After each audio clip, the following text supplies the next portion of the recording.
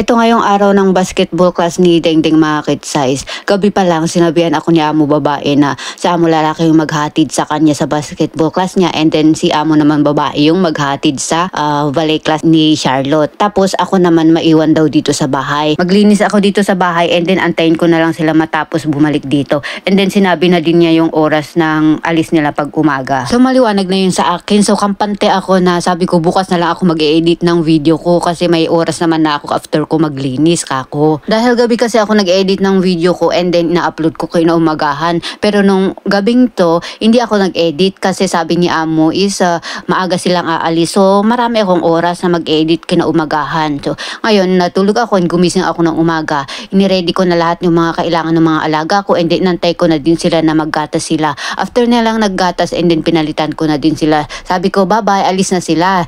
Sabi ni amo ko, biglang sinabi ni amo ko is sasama ka din Cheche. Sabi ko, ha?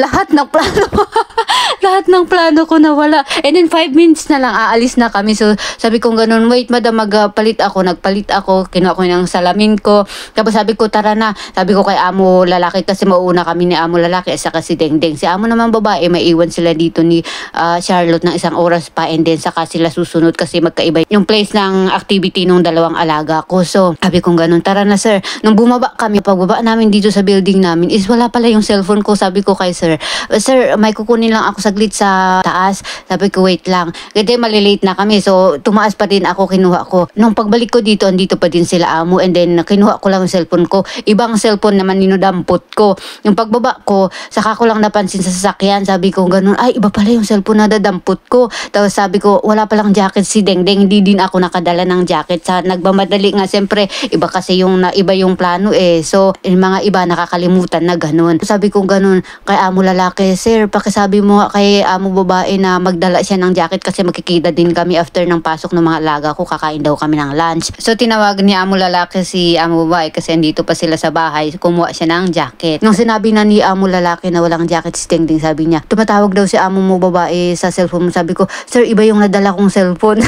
Nagmamadali kasi ako, iba yung nadala kong cellphone. Sabi ko, nasa bahay yung tinatawagan niya. Sabi ko ganun sa kanya, sabi niya, okay, sabi naman ni amo lalaki, and then napansin din niya na parang natataranta na ako nung pagpunta na namin.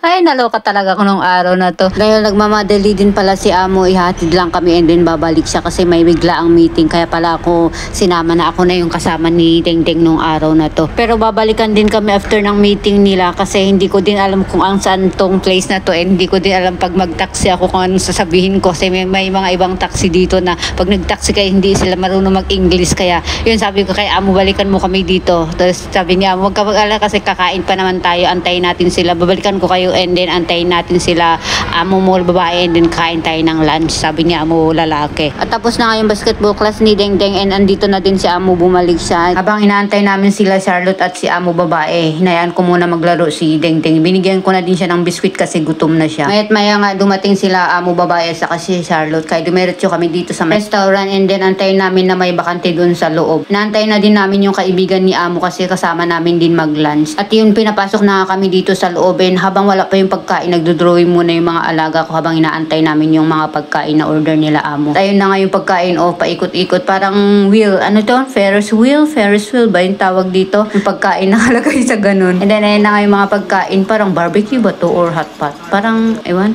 Ayun na nga din yung pagkain ni Dengdeng na in-order niya, spaghetti sa loob niya pero itlog na parang may design sa labas na parang pambabae, at may ketchup na may itlog na may spaghetti sa loob niya. Pero hindi naubos ni Dengdeng. Ayun, binigay sa akin kasi nauna din si Charlotte natapos, ayun, naglaro na lang silang dalawa, at yung pagkain binigay sa akin. Ayan na din sila. After ko din kumain, iniwan ko din sila amo doon kasi nahiya ako sa mga kaibigan niya. Kaya yan, sinundan ko sila Dengdeng dito sa loob at saka si Charlotte. Makipaglaro muna ako sa kanila habang inaantay namin sila amo na matapos kumain doon sa labas.